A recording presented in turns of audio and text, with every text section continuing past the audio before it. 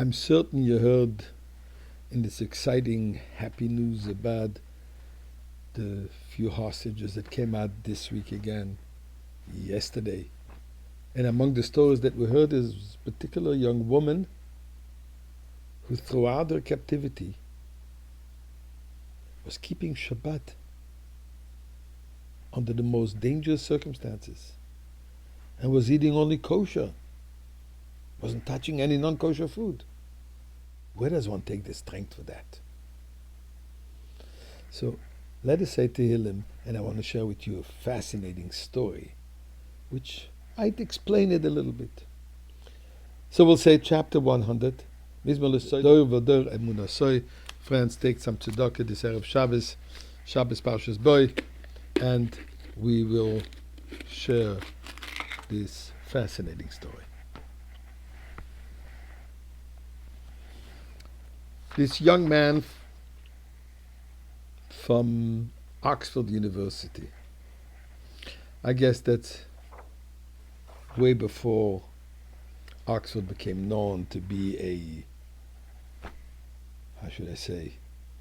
hotbed of anti-Semitism. But that's not what I want to talk about. And he shares the following story. As I was a student, totally removed from any trace of Judaism, I met a young woman, we fell in love, and I'm planning to marry her.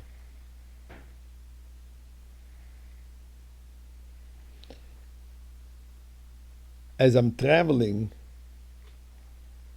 on a flight to London, there's an announcement on the plane.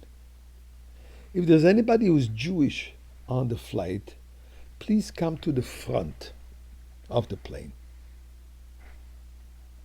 I look around, nobody gets up. And I realized maybe it's calling me. I'm Jewish. Although I'm not a servant of any kind, I don't identify as a Jew, but I know I am. So I picked myself up, got up, and I walked towards the front of the plane. And there's the flight attendant standing with a religious Jew, and he says, this man over here has been begging me throughout the whole flight to announce, is anybody Jewish on the plane? Finally, I couldn't get rid of him, so I just did it. So here you are, find out what he wants. So this fellow says, look, I've been walking back and forth on the flight. I didn't notice anybody Jewish. So I had no choice, but I had to do this. Maybe a little politically incorrect, but I'll tell you why. See, I'm a businessman living in New York. I'm a Chabad Chassid of the Lubavitcher Rebbe, of the Rebbe. And just prior to my trip, I had an private audience with the Rebbe, and the Rebbe suddenly takes out a Sefer HaTanya, a book of Tanya, which is, example here, a little book of Tanya, and he tells me, on your flight, you might encounter a Jew. And if you encounter a Jew, give him this Tanya. Okay? I ask no questions, because when the Rebbe says, we just do it.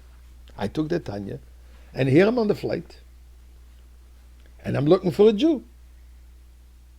So I'm happy to be able to accomplish what the Rebbe asked me to do. So here is the Tanya. It says, I don't read Hebrew.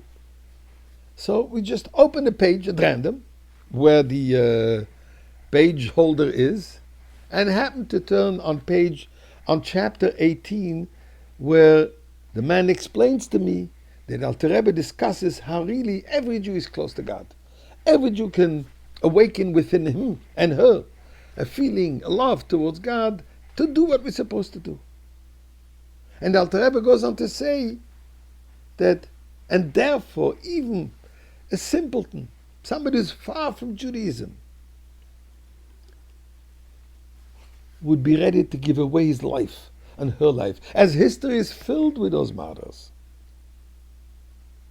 They gave their life and not to renege on their being Jewish. Suddenly this line struck me. And I had time to think about it throughout the flight. And when we landed in London, I called up my former girlfriend and I told her, I don't think I'm ready to go on with this wedding. This is that spark of Judaism, that pintali, that spark of the essence of our being, of our soul, that keeps us alive, keeps us Jewish, keeps us going even in the most dire of times. So Eibishter, now it's revealed, perfect time for us to be in the Beis HaMikdash.